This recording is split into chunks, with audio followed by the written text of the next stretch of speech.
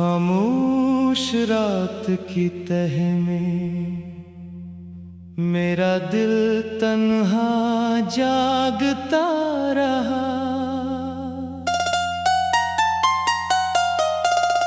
वीरान हुआ के साथ तेरा नाम आहिस्ता बहता रहा।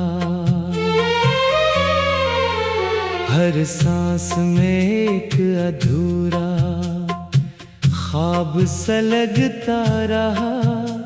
हर ख्वाब के किनारे मेरा वजूद बिखरता रहा। चांद ने भी मेरी खामोशी को देखा मगर कुछ न कहा। सितारों ने मेरी आंखों की नमी गुनी मगर कुछ न कहा। मैं अपने ही साए से लिपट कर रोता रहा।